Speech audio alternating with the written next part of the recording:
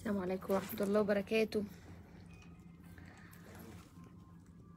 انا كنت قربت بقى انسى بيطلعوا لايفات ازاي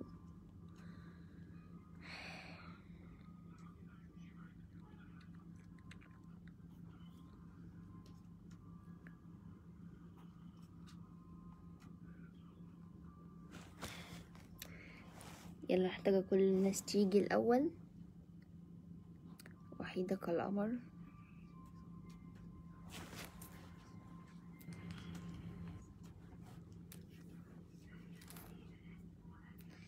السلام عليكم ورحمة الله وبركاته.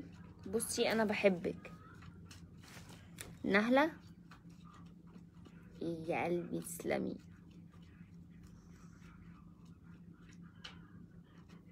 مع اني مش بحب اسم نهلة ده، كان معايا واحدة في الدفعة بتاعتي كان اسمها نهلة كنتش بحبها.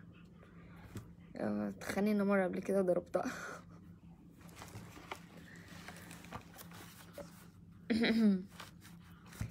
لله يا قمر بحبك. انا بحبكم كلكم والله مفتقداكم. هو ايه ده؟ ايه كل الناس اللي دخلت فجأة دي مفيش مدارس بكرة؟ كنتوا تبقوا نايمين دلوقتي. لولا وحشتيني. تيا. تيا ده ولد ولا بنت؟ العسل بزيادة والله. المدهش. واو مدهش. لولا الجميلة عاملة ايه في التلج ده؟ اهو زي ما انتوا شايفين، بس مش متقلة قوي يعني.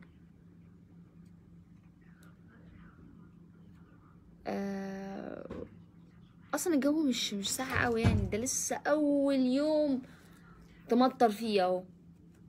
بتبدا اللي هو ايه، احنا لا الشتا موجود بس انا ايه مستخبي شويه.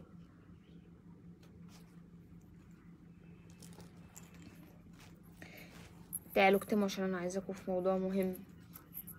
من ساعه ما نزلت البوست وعندي المسجات على البرايفت قلب الدنيا يعني. مش فاهمه في ايه، لان الموضوع واضح قوي قدامكم يعني. ده انا عاملها لكم بصوره. مين شايل سيليا؟ طب خدي اعملي لي ده.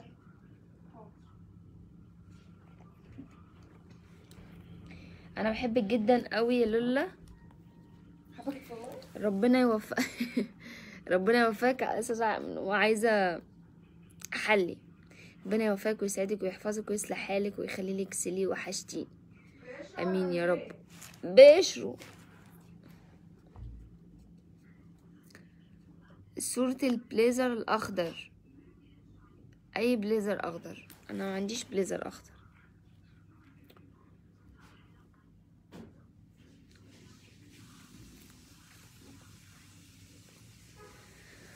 انا يا جماعه بقى عندي كسل رهيب بجد يعني. عندي كسل مش طبيعي. كسولة كسولة كسولة. ونايمة طول النهار. سيليا طبعا بتنام الظهر، بتصحى بالليل، الليل كله هي صاحية، والنهار كله بتنام الظهر، واحيانا بتشقلب. فهي اما بتيجي تشقلب مواعيدها ما بتدينيش انذار، بتشقلب على طول. انتي ايه، تأقلمي بقى، عيشي حياتك. انا شقلبت وانتي عيشي حياتك. ارهاق بقى وكسل. الناس كلها داخلالي كان اللي في الخاص ولا في اللي في العام. يا لولا خسيتي ليه؟ يا لولا وشك مرهق، وشك ما من ايه؟ انا الاول كنت بخس بمزاجي،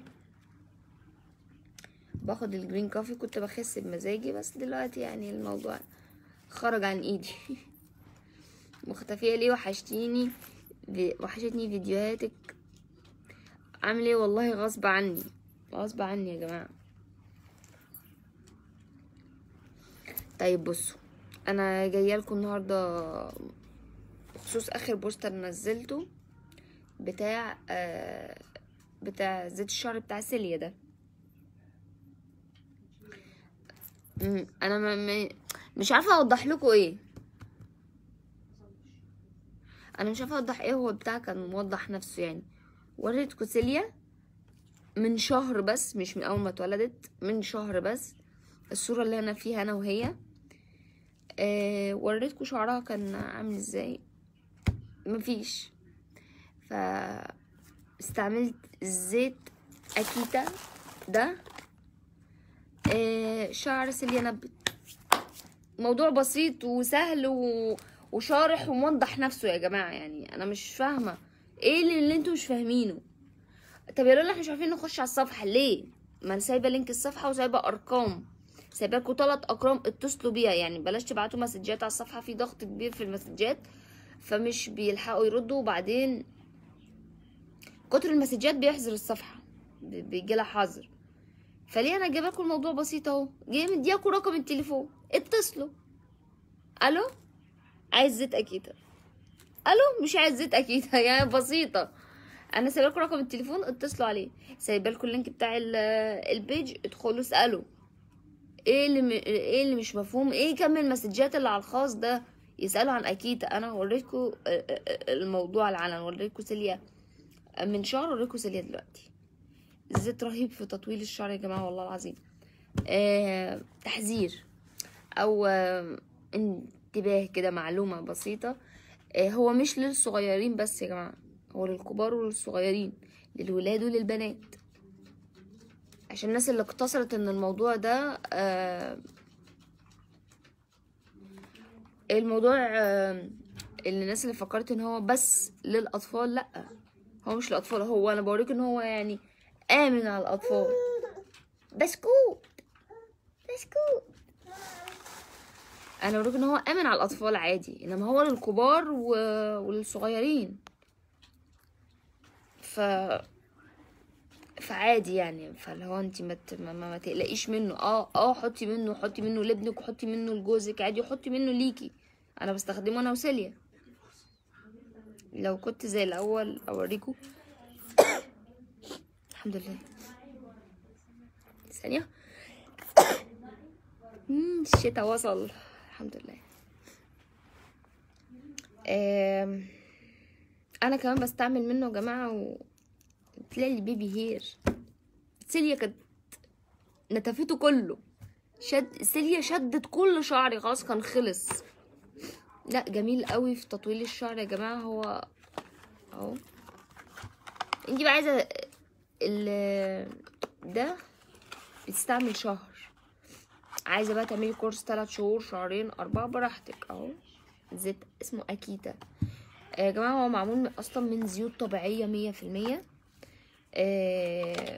اكبر نسبه فيه اللي هو زيت جوز الهند، عشان يحافظ على نعومته وعلى ريحته. ده اللي موجود فيه بكميه اكبر. هي بتزق ثانيه واحده، بتزني ليه؟ اكبر حاجه محطوطه فيه هي زيت جوز الهند، بس هو مكون من 6 زيوت طبيعيه بتساعد في تطويل الشعر. اهمهم زيت جوز الهند طبعا، وزيت السمسم والخروع. انتوا عارفين فوائد الخروع رهيبه رهيبه في التطويل. حتى الواحد يعني ما بيحطها على رموشه مثلا او على الحواجب بتاع، فالرموش بتطول او الحواجب بتطول، فهم حاطينه على الشعر. في ناس كانت بتستتقله ان هو يحطوهم على الشعر عشان هو زيت الخروع اصلا تقيل. لا هو محطوط هنا بنسبة معينة، وزيت سمسم وزيت خردل واللوز الحلو وزيت جرجير. فوائد الجرجير طبعا عارفين ان الواحد بيجيب الجرجير اصلا في البيت ويضربه في الخلاط ويحطه في شعره ويقعد يدعك. برضو حطيناه في زيت اكيدا. فزيت جوز هند، خردل، خروع، اللوز الحلو والجرجير والسمسم. 6 زيوت طبيعية يا جماعة، ما بتضرش اي شعر في الدنيا، بل بالعكس هي لو ما نفعتش شعرك مش هتضرك. يعني في حاجات ما بتنفعش بس بتجيب ضرر، لا دي لو ما نفعكيش مش هتضرك. بينعم. اهم حاجه يا لولا شعري تالف جدا وبيسقط بغباء. بصي هقولك على حاجه. انا جيت لما رحت اولد قلت اغير ستايل وبتاع، ورحت صبغت شعري. فطبعا هو بيقول لي ما تصبغي شعرك لازم انزل اللون، فتنزل اللون بيه، راح حاطط لي اكسجين. انا عايزه اقول لكم ان انا يعني بعد الولاده كده ما فيش اسبوع لحد من فتره قريبه قوي اللي هو لحد ما استخدم الزيت ده، كانت 3-4 يقعدوا يسلكوا في شعري. والله العظيم شعري كده ملعبك كده، لعبكه مش طبيعيه. انا عمري في حياتي ما شفت شعري ملعبك كده، ولا شعري عمري في حياتي كان خشن الخشونه دي. جيت من تحت قصيت الاطراف بتاعه شعري وبدات استخدم الزيت اكيتا ده. رهيب. فما قال لي ايه، تقدري ان انتي تستخدميه الاطفال من سن 6 شهور.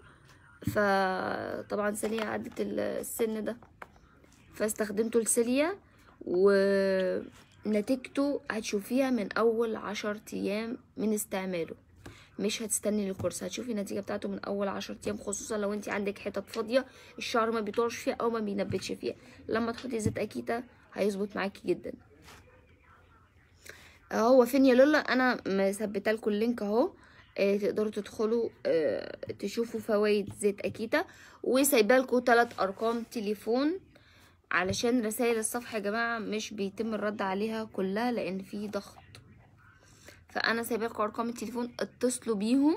هما لا جونسون، لا لا لا لا، زيت جونسون لا، بيخلي الشعر كده خشن قوي قوي قوي، لا.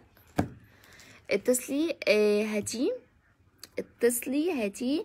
برضو بلاش مسجات على الواتساب لان مش ما بيتمش الرد عليها كلها. هو الاسهل التليفون. الو زيت اكيد، طب انا عاوزه، او لو انت عايزه خلاص تمام. واسالي عن كل فوائده، واسالي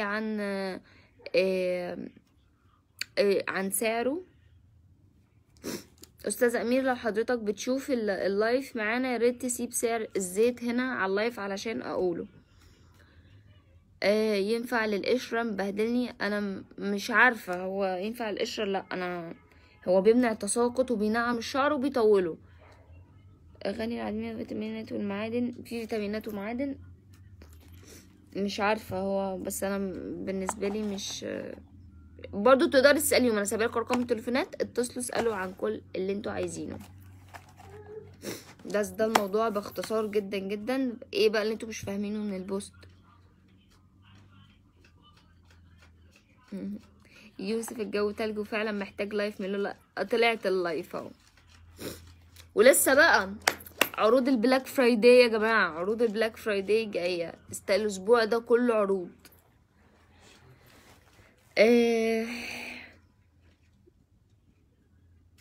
بكم سعره؟ استاذ امير هو معانا في اللايف، قول لنا سعره كام عشان اقوله في اللايف. وبعدين بيعمل عروض، يعني هتاخدي علبة مش بسعر العلبتين، مش سعر التلات علب فيهم ده الكورس 3 شهور. متوفر فين لو سمحت؟ انا سايبالك لينك، لينك الجروب اللي انتي تقدري تدخلي تشوفيه من عليه، وسايبالك 3 ارقام تليفونات اهو. اتصلي على اي رقم منهم وقولي له انك انتي محتاجه ايه ده. ايوه سايبالك 3 ارقام تليفونات اهو، اتصلي بيهم اطلبي اللي انت عايزاه. في شحن السويس، في شحن في كل حته. بنتي برضو 3 سنين وعندها ثعلبه وشعرها بينزل. انا اللي خليته استعملته لسيليا، انا سبته كده كده يعني طفله ومصير شعرها يطول يعني، بس قالوا لي هيبدا يطول بعد ما تتفطم. وفي ناس بقى قالوا لي على 2 وفي قالوا لي على 3. فلا انا ما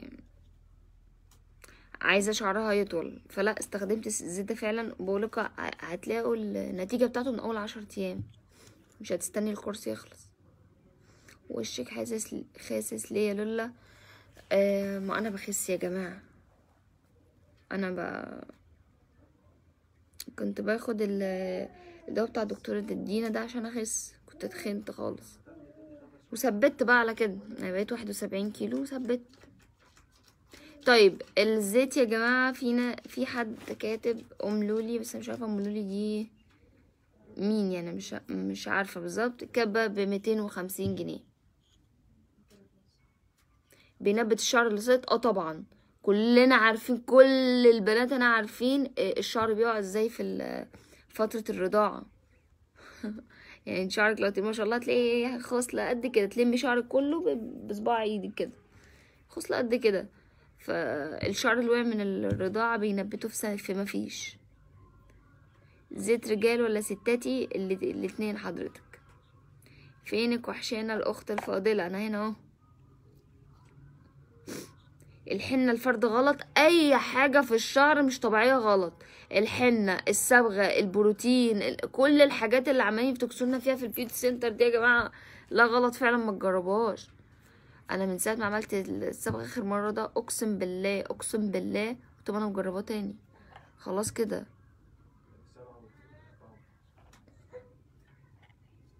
ايه يا سو؟ ايه يا سو؟ استني مامي تخلص اللايف. السن ده ما ينفعش أطفال تدهن لها زيوت خالص. لا ما هو نافع، عاوز شعرها طول. ليه ما ينفعش؟ هو ليه الافتكاسات في كل حاجة يعني؟ برضو ليه ما تحطيش للبيبي برفيوم لحد ما يتم السنة عشان ما يجيلوش حساسية والكلام ده؟ لا ما فيش الكلام ده.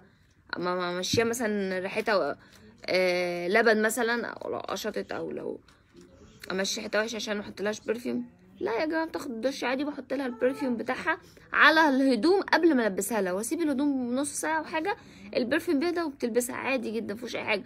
ما تحطيش لوشن على جسم الطفل علشان بيعمل حساسية. بحط اللوشن على جسم الطفل وما بيعملش الحساسية. ايه ليه نفتكس في كل حاجة؟ بيعالج الشعر الهايش جدا جدا جدا جدا.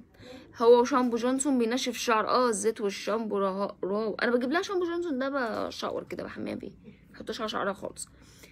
يا جماعه بينعم الشعر جدا. اما هو اهم ماده فيه هي زيت جوز الهند، واحنا عارفين زيت جوز الهند في التنعيم وفي الريحه، التنعيم والريحه رهيب. وباقي الزيوت التانية منافعها اكتر برضو يعني. الخردل فظيع، وال اسمه الخروع، وزيت الجرجير والسمسم واللوز الحلو، كل دي زيوت جميلة جدا مفيدة جدا جدا. هي بس اهمهم زيت جوز الهند ده، عشان الناس بتسأل على التنعيم. ينفع للحواجب؟ لا معرفش. معرفش ينفع الحواجب ولا لا.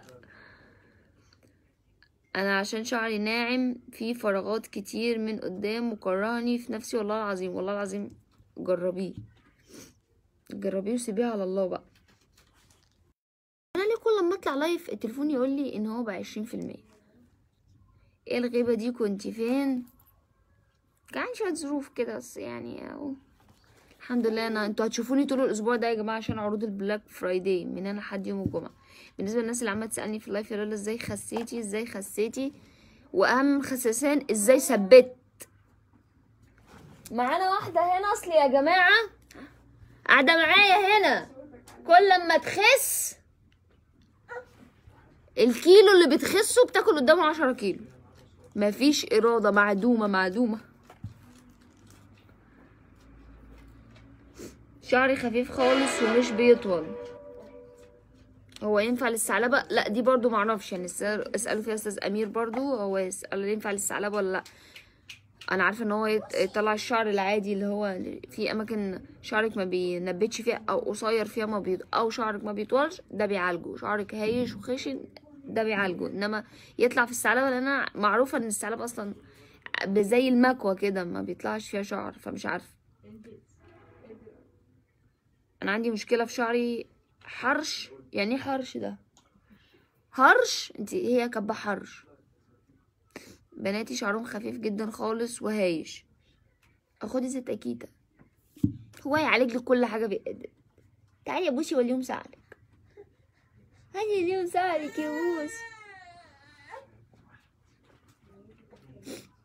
او انا صورته لكم يا جماعه، هو من شهر كان عامل ازاي عشان الناس ما تفكرش تقول لي وهي بيبي قطارعه قوي فمنزله صورتها. انا هوريها لكم وهي من شهر بس، كانت قاعده على رجلي ما اختلفتش كتير يعني. بس وده النتيجه اللي انا وريتها لكم، دي نتيجه 10 ايام. واستنوني يا جماعه بعد نتيجه الشهر انزل لكم شعرها. اما كنتش اربط شعرها ببنس، ما كنتش اربط شعرها ببنس ما بقاش انا لولا. بعد اذنك يا لولا، خسيتي من ايه وغلاوه بنتك؟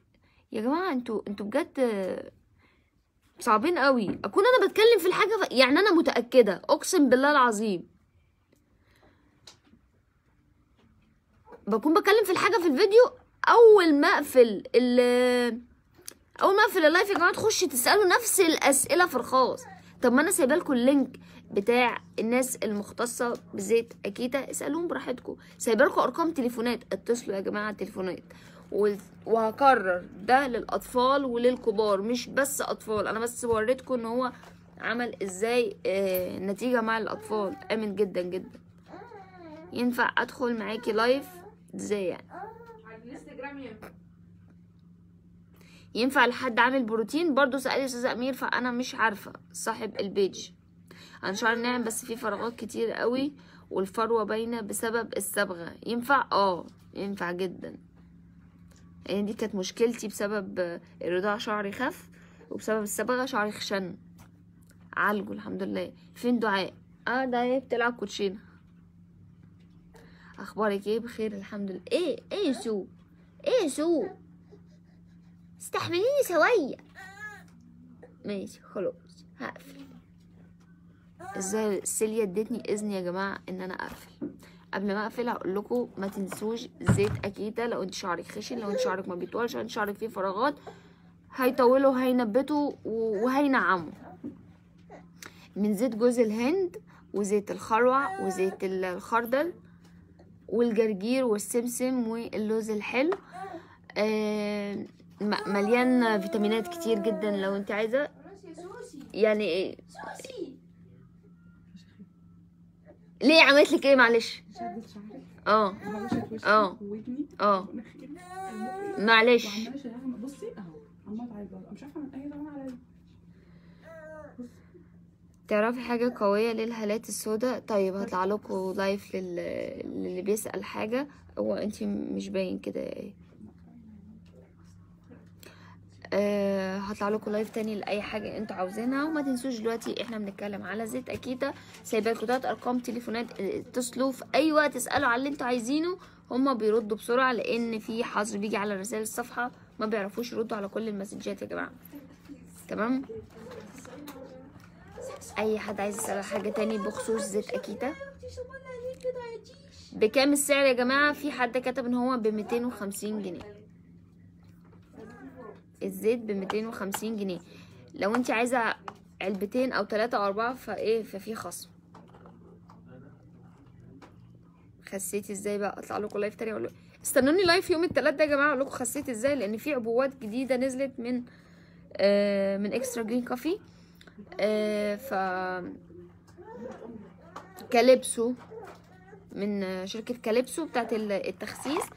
ف هوريكم العبوات الجديده وكده. طبعا العبوات الجديده انا لسه ما جربتهاش لان انا وصلت عند 71 كيلو وثبت. فاكيد كويس بتنزل كل حاجه جديده بيكون فيها الماده الفعاله بتاعه الخسسان اكتر. طب في توصيل المنصور، في توصيل كل المحافظات. سايبه لكم ارقام التليفونات اهو، اتصلوا واسالوا استفسروا عن كل اللي انتوا عاوزينه وهيوصل لك طلب لحد البيت. ده للكبير وللصغير، للولد وللبنت. حاجه تاني هتخشوا لي في الخاص تسالوا في نفس اللي انا قلته هنا ده؟ ماشي، نأمل ذلك. يلا تصبحوا على خير. الناس اللي عندها مدارس مش يناموا. باي باي.